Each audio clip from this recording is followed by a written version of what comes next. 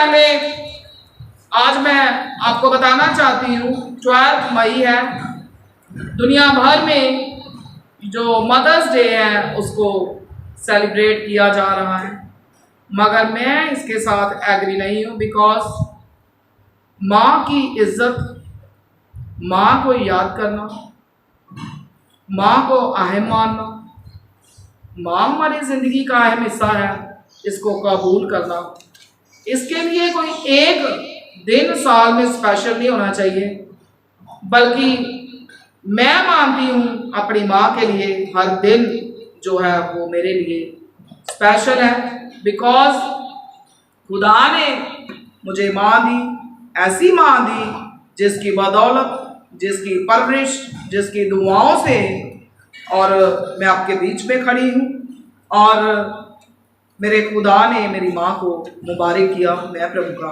धन्यवाद करती हूँ। सो आज मदर डे है। It is special day to honour the women. बहुत ही एक इज्जत का दिन जो औरत के लिए बड़ा खास, ऑनरेबल, इज्जत के बायस माना जाता है। Who love give us life, the raised up with love and dedication।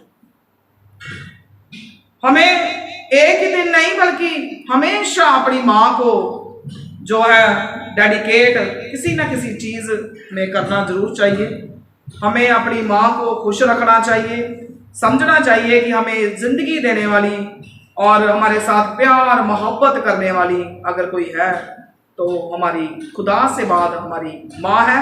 बल्कि पुराने नियम में आप पढ़ोगे तो परमेश्वर ने भी माँ को पहला दर्जा दिया है। मैं पिछली बार बताया था, it is a perfect day to spend good time with your mother. लोगों का कहना है, लोग ऐसा मानते हैं कि आज का दिन बड़ा परफेक्ट है कि क्यों ना हम आज का दिन अपनी माँ के साथ हम टाइम स्पेंड करें अपनी माँ के साथ, and thank her for all her support in our lives.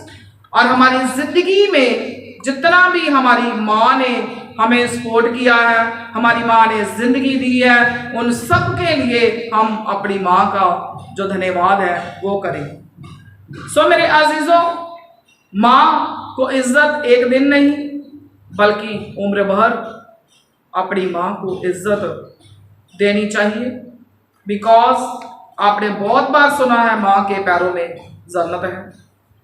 जो लोग अपनी, आज जितने भी लोग दुनिया में सक्सेस हैं, बड़े बड़े मुकाम पर हैं, आप पूछ कर देख लो, अगर किसी को जानते हो जरूर वो माँ की इज्जत करते होंगे। मैं ऐसा मानती हूँ।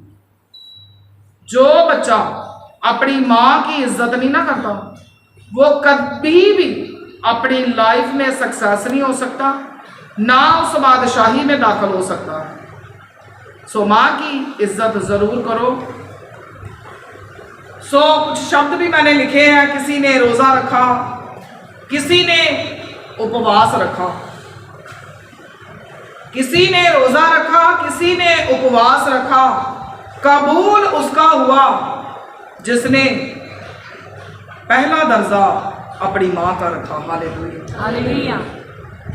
हमारे परमेश्वर ने भी माँ को पहला दर्जा दिया। उसने कहा जैसे माँ तसल्ली देती है वैसे मैं भी तुझे तसल्ली देता हूँ। सो मैं सारी माँ को बधाई देती हूँ।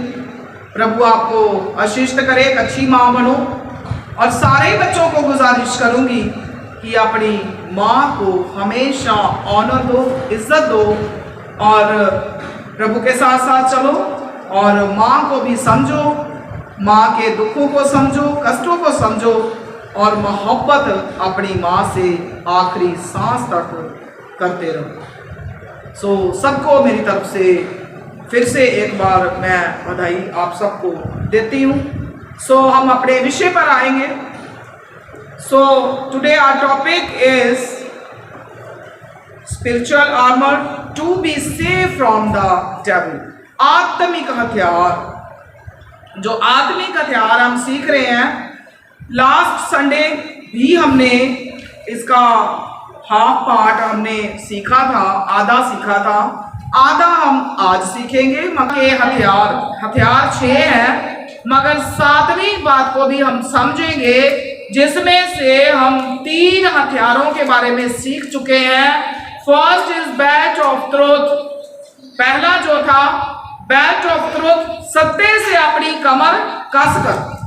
सेकंड था ब्रेस्ट प्लेट ऑफ राइटियसनेस, धार्मिकता की झिलम, दूसरा हथियार था। देन थर्ड था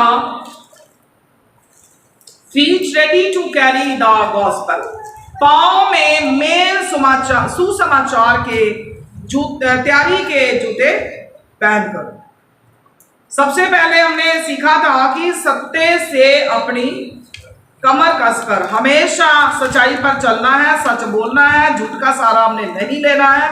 सेकंड जो था ब्रेस्ट प्लेट ऑफ राइटियसनेस, जो धार्मिकता की जिलम है उसको हमने पहन कर रखना है, जो सीने पर जैसे प्लेट की प्लेट जो पहनी जाती थी उसके बारे में हमने सीखा था। देन थर्ड था कि feet ready to carry the gospel, पांव में मेल सुसमाचार के तैयारी के जूते पहनकर।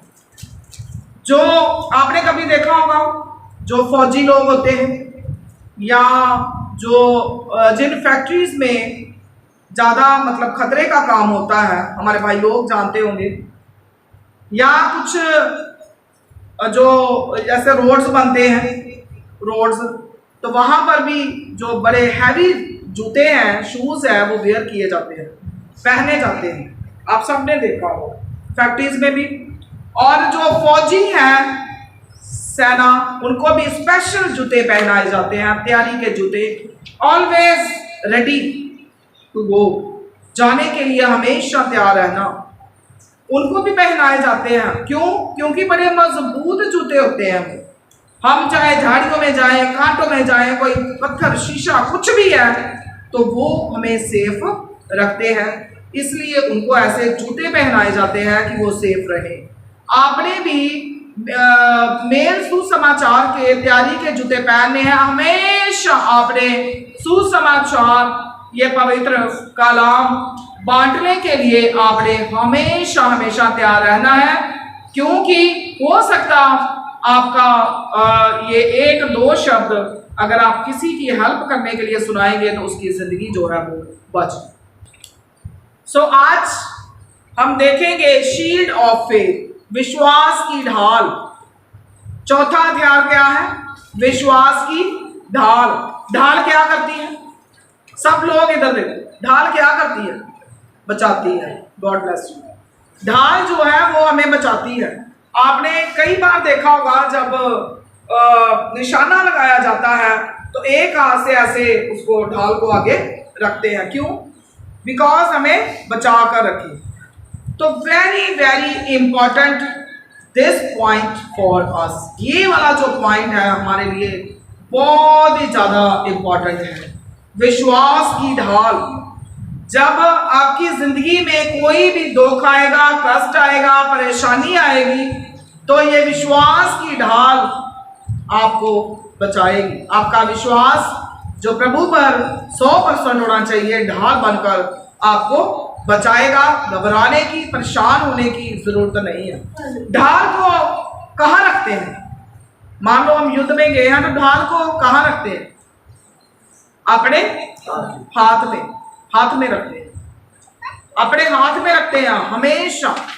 फिर जहां आप ढाल को पीछे छोड़ के चले जाओगे, तो आपने भी जिंदगी में कहीं भी जाना है तो विश्वास की ढाल हर जगह आपके साथ, आपके हाथ में होनी चाहिए, ताकि जब दुश्मन का जो तीर है वो हमें लगाए तो हमें लग ना सके।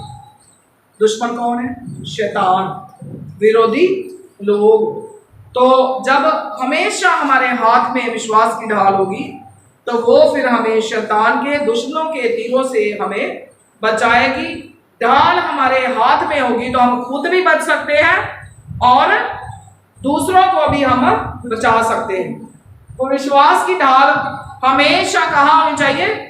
हमारे हाथ में होनी चाहिए। विश्वास के द्वारा हम बड़े बड़े जो काम हैं वो हम कर सकते हैं और शैतान पर हम फतेहमंद हो सकते हैं, हम जीत सकते हैं।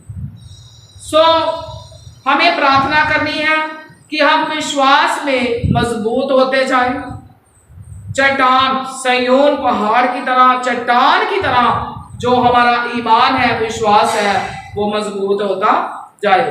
प्रभु यीशु मसीह ने प्रभु यीशु मसीह पतरस के लिए दुआ करता है कि वह स्थिर रहे। क्या रहे? स्थिर मतलब स्टेबल, कायम रहे। प्रभु यीशु मसीह ने ऐसी दुआ पतरस के लिए की। क्या आपने कभी अपने सेवकों के लिए दुआ करी कि प्रभु हमारे सेवक जो हैं हमेशा तुझ में स्थिर रहे और हमारे सेवक हमेशा योद्धों की तरह लड़ते रहे, तेरे पीछे चलते रहे।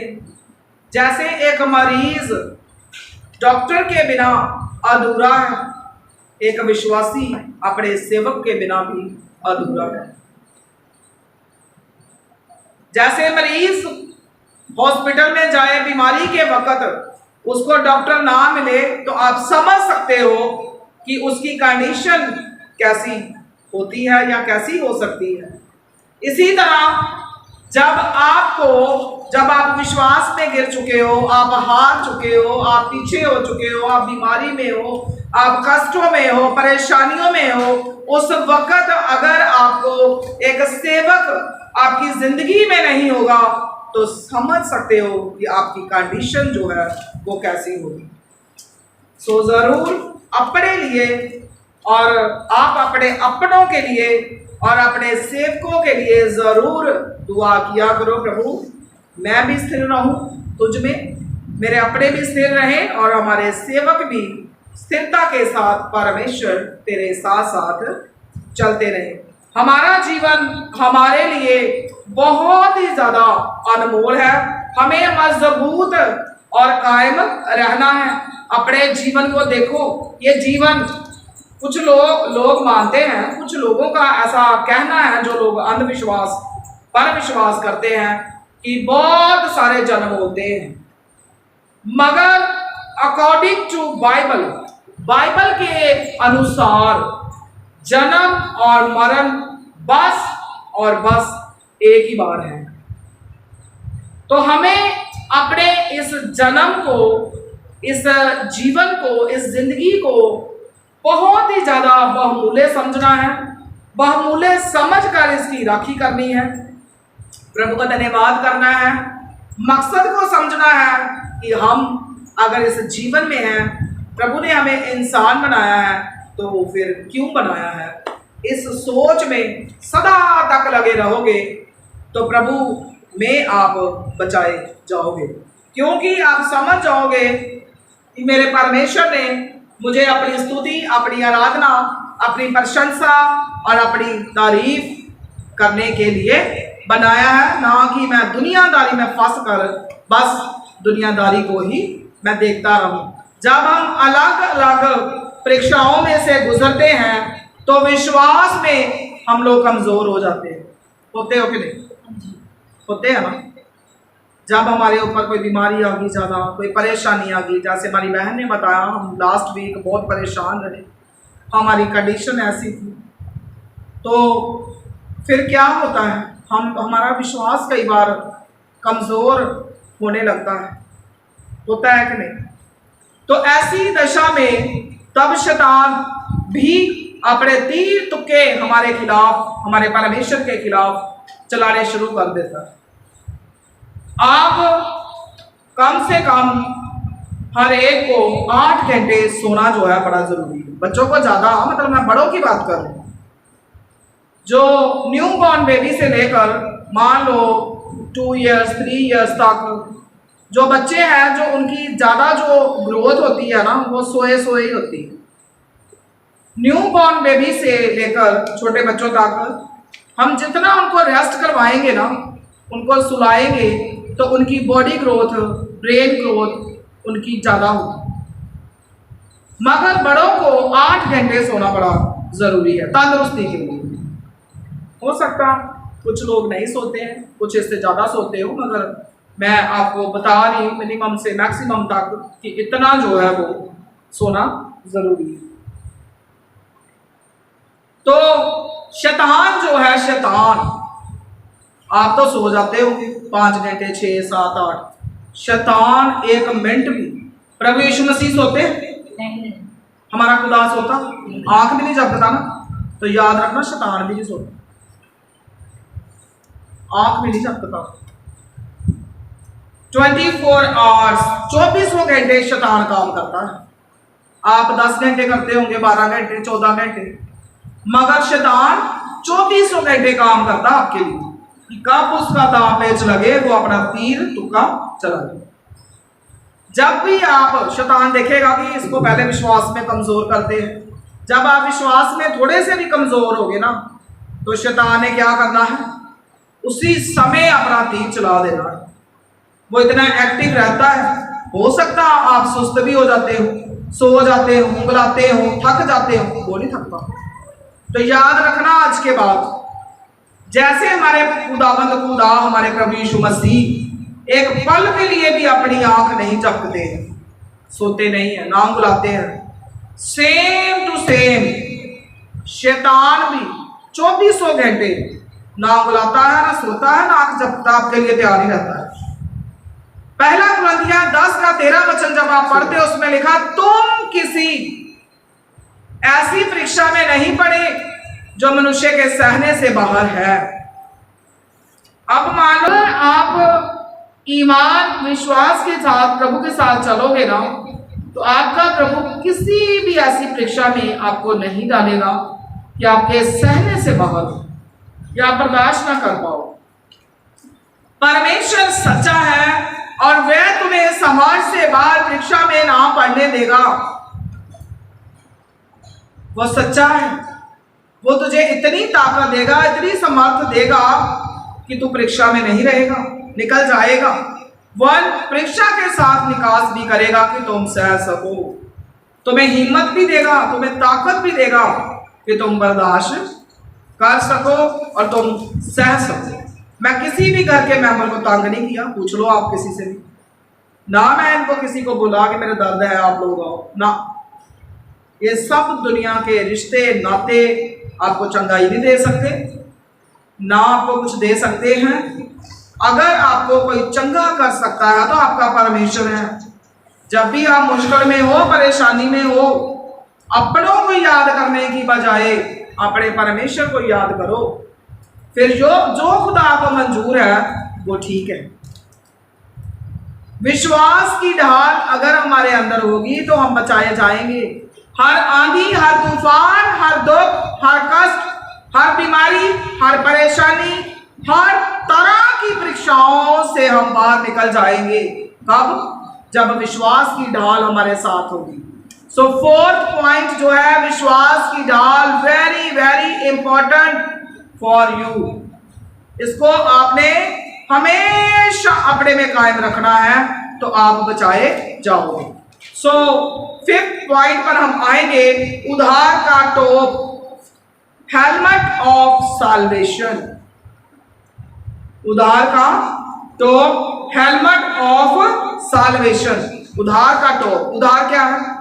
उद्धार पाना, अपने प्रभु यीशु मसीह को अपना पिता कबूल करना, विश्वास करना, पापों से अंगीकार करना, माफी मांगनी और अपने प्रभु यीशु मसीह को पहनकर उसके साथ साथ चलना, इसको कहते हैं उद्धार पाना।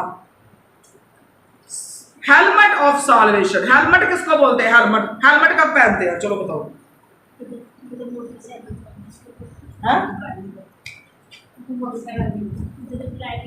हाँ, जब हम ड्राइव करते हैं तो हेलमेट पहनते हैं। और कब पहनते हैं? पढ़े लिखे बच्चे बताओ। हेलमेट हम कब कब वेयर करते हैं? अपने सिर को कब कब कवर करते हैं?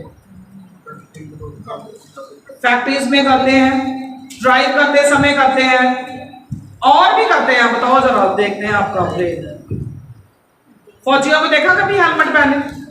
जब लोग युद्ध में जाते हैं तब भी पहनते हैं। और बताओ,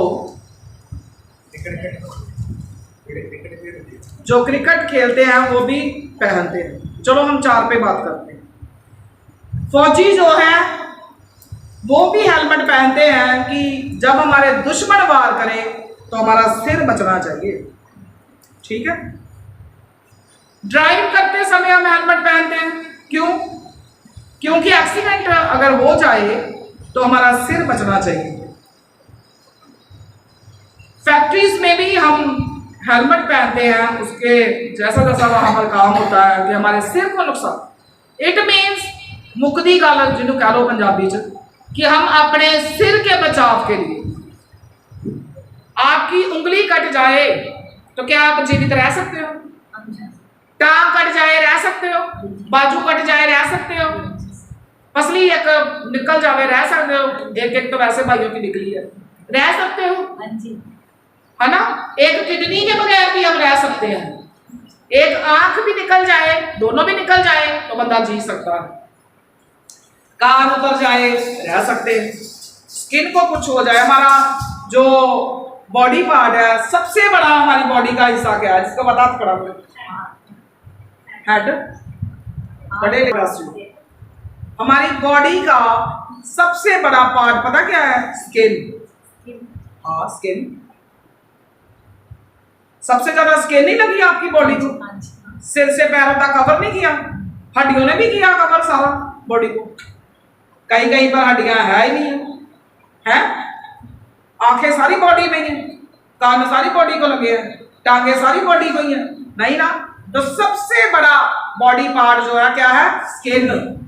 नर्सरी में पढ़ाते हैं, पढ़ा है अभी ने भी मगर भूल गई है, कोई बात नहीं, भूल जाता बता देगा, मगर ऐसी छोटी छोटी बातें ना भूला करो। मैं भी छोटे छोटे ही पढ़ा था, याद है मुझे, थोड़ा नॉलेज रखा करो, थोड़ी थोड़ी जितना रख सकते हो। अच्छा, इन सब चीजों के बगैर हम रह सकते हैं। अगर आपका सिर धड़ से अलग कर दो तो आप रह सकते हो जीवित? जीवित रह सकते हो? नहीं। तो इसीलिए अपना सिर के ऊपर हेलमेट पहनते हैं।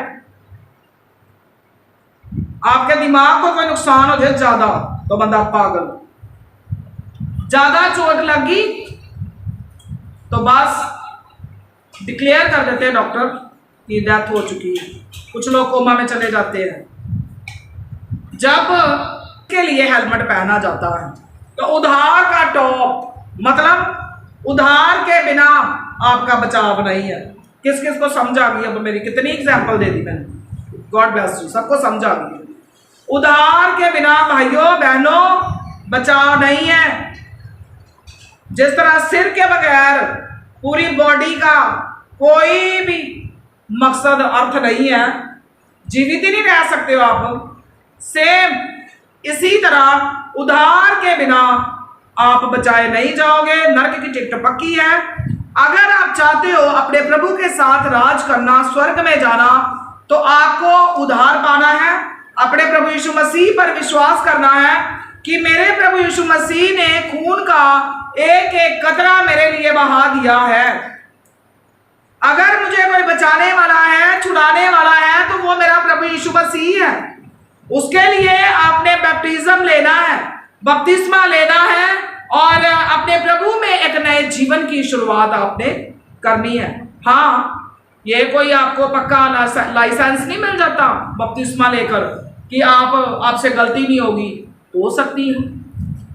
एवं ना किसी को ताने मेने मारना, अगर कोई बपतिस्मा लेके किससे गलती भी हो जाए, हो सकती है, मगर आप प्रभु के साथ ज्यादा चलना है। हो भी जाए तो रोज इस मंदिर की सफाई करो। रोज अगर सफाई करने लग जाओगे तो बहुत कम डस्ट एंड डर्ट अंदर आएगी, कटा मिट्टी, पाप, गुनाह बहुत कम आएंगे।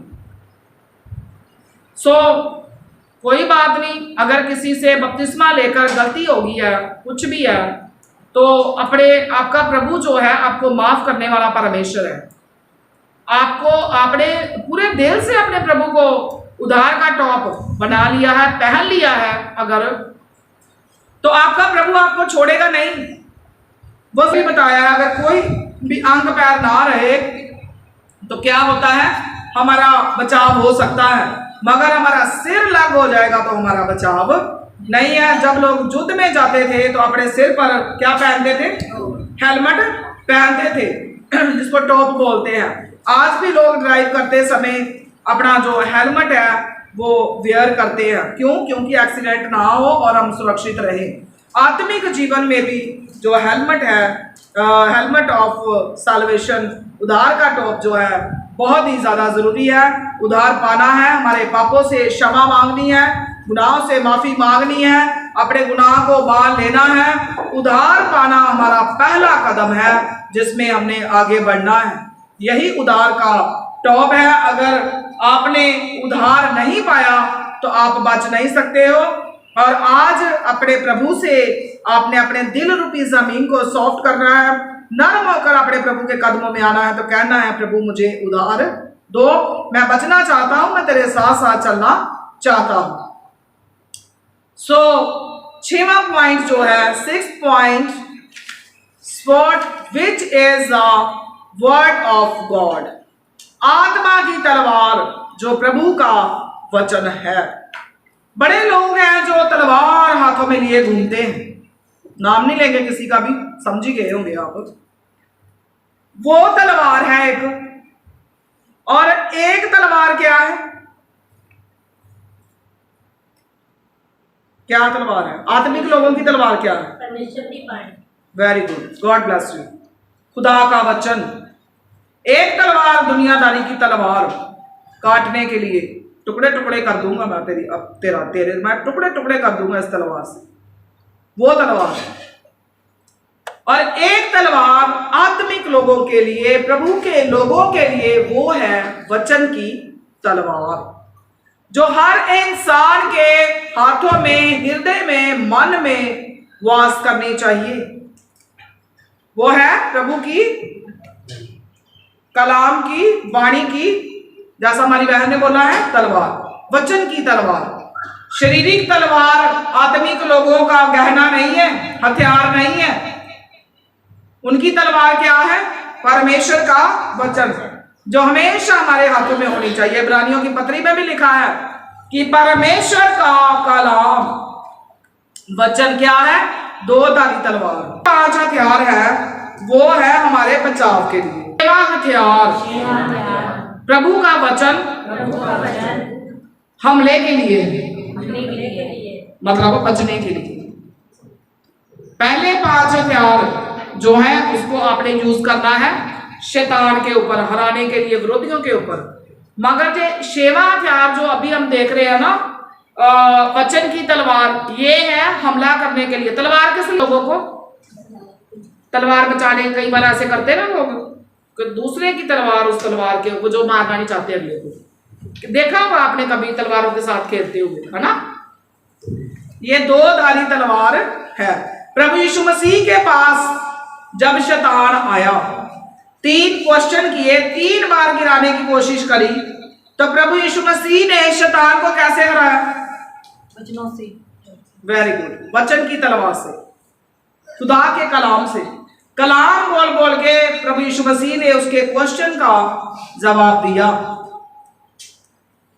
जब आपके पास ये पवित्र बाइबल, पवित्र वाणी, ये तलवार आपके दिल में होगी, आपके अंदर ये वचन होंगे, तो जब शैतान आपको गुमराह करने के लिए, बर्बाद करने के लिए आएगा, तो फिर आप इस वचन की तलवार का जब यूज करोगे ना, तो वो कहेगा कि ये बंदा बड़ा मजबूत है, और वो शर्मिंदा होके वहां से भाग जाएगा। जब भी आपके मन में विचार आए उठा सीधा काम करने के लिए, तो फिर क्या करना है? इसके लिए आपको वचन भी पढ़ना पड़ेगा, है ना? छोटे छोटे वचन पढ़ा करो, अपने दिल में जमा करने की कोशिश करो। नहीं याद होते तो रोज पढ़ लो, एक डायरी पे लिखो थोड़े वचन, उनको रोज पढ़ो। तो ये वचन की तलवार जो है वो आपको बचाएगी। रोज वचनों को पढ़ो, शैतान डर कर भाग जाएगा। यीशु मसीह ने भी 3 बार अगर शैतान को हराया तो वचन की तलवार से ही उसने जवाब दिया। अपने जीवन में वचन के अनुसार जियो, तो आपका जो आपके जीवन से जो शैतान है वो भाग जाएगा और हार जाएगा।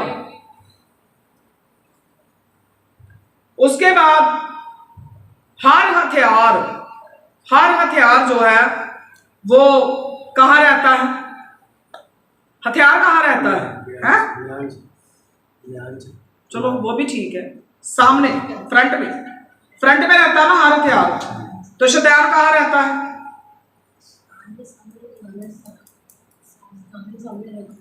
शैतान भी सामने रहता है, ठीक है। तो शैतान आपके ऊपर कब वार करेगा? ना, जब आप ऐसे मुड़ के देखो, जब आप पीछे मुड़ोगे ना ऐसे, तो फिर क्या होगा? शैतान आपके ऊपर उसी समय हमला कर देगा। पीछे मुड़ने का मतलब, जब आप प्रभु में चलते चलते आप पीछे मुड़ जाओगे, दुआ करने में, वचन पढ़ने में, चर्च आने में और हुक्मों, विधियों, वाचाओं को मानने में जब आप पीछे हो जाओगे ना थोड़ा सा भी, तो फिर शैतान आपके ऊपर हमला करेगा। याद रखना, हर हथियार हमारे फ्रंट पे रहता है। तो जब हम ऐसे पीछे मुड़कर देखेंगे तो उसी समय शैतान हमला करता है। आपके पीछे तभी शैतान वार करेगा ना जब आप पीछे मुड़ोगे। अपनी जिंदगी में कभी भी पीछे नहीं मुड़ना है, आगे ही आगे बढ़ना है। पीछे मुड़ने के बहुत सारे मतलब है। पीछे मुड़ना यह भी है कि जो पीछे हो गया ना उसको भूलने की कोशिश करो। पंजाबी में कहते हैं कि अगर तू पीछे देख के चली जावेगा तो फिर तेनू ठेडे लगणगे, है ना। पीछे जो हो गया सो हो गया, उसको भूलने की कोशिश करो। चाहे वो अच्छा था या बुरा था, कैसा भी था। जिंदगी एक चक्रव्यूह है, अच्छा समय भी आएगा, बुरा भी आएगा। बस याद रखो कि अगर अच्छा समय था उस टाइम, आज बुरा है, तो अजीजों अगर वो अच्छा समय नहीं ना रहा तो याद रखो ये बुरा भी नहीं रहता, फिर अच्छा आएगा, फिर बुरा, ये चलता ही रहेगा।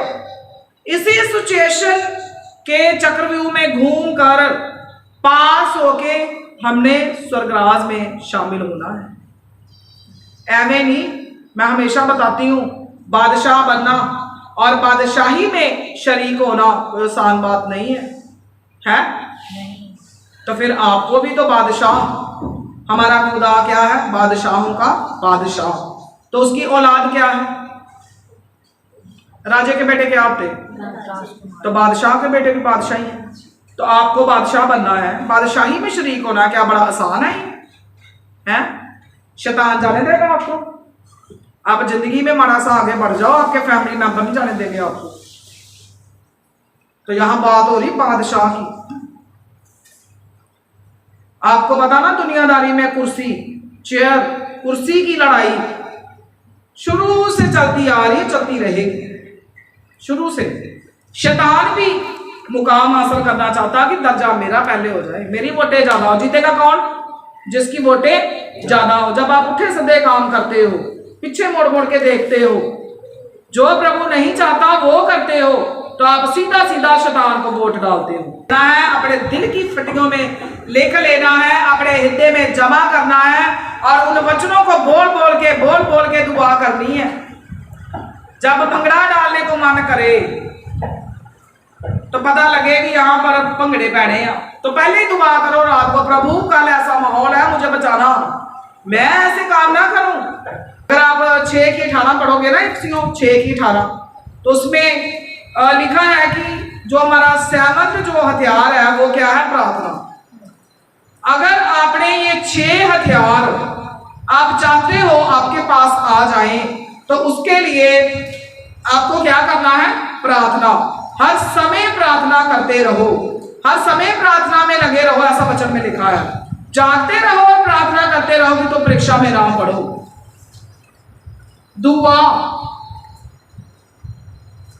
दुआ क्या है? सब बंद दरवाजों की चाबी क्या है? प्रभु यीशु मसीह ने भी कहा कि हम प्रार्थना और उपवास के द्वारा हम दुष्ट आत्माओं पर जीत सकते हैं। किसके द्वारा? प्रार्थना और उपवास के द्वारा। अगर आप अपनी जिंदगी में जीत हासिल करना चाहते हो तो फिर आपको क्या करना है? प्रार्थना और उपवास करना है। ये 7 हथियार अपनी जिंदगी में आपने पूरे करने हैं। आज मैं 4 चीजें आपके साथ शेयर करना चाहती हूँ। राइट ऑन योर डायरी, अपनी डायरी पर लिखो। The first is faith. विश्वास। पहला क्या है? विश्वास। विश्वास। सेकंड, द राइट रिलेशनशिप, सही संबंध, सही रिश्ता। दूसरा लिखो अभिषेक, अभिषेक मसा जिसको बोल देते हैं। और चौथा है आज्ञा पालन, आज्ञाकारिता, ओबीडियंस। तीसरा अभिषेक, पहला फेथ, रिलेशनशिप, विश्वास, सही संबंध, सही रिश्ता मतलब। तीसरा अभिषेक, देन चौथा आज्ञाकारिता मतलब आज्ञा पालन। ये चार चीजें आपको अधिकार देती हैं। चार चीजें क्या देती हैं? अधिकार। विश्वास, एक चंगा रिश्ता, एक अभिषेक, एक आज्ञा पालन करना, अधिकार देती है। यदि इन चारों में से, सब इधर देखो, अगर आप इन चारों में से एक भी मिसिंग करोगे तो हम अपना अधिकार खो देंगे। इन अधिकारों को पाने के लिए हमें इन चार चीजों की जरूरत होती है। सो विश्वास से ही हम धर्मी ठहरते हैं। पहले नंबर पे विश्वास।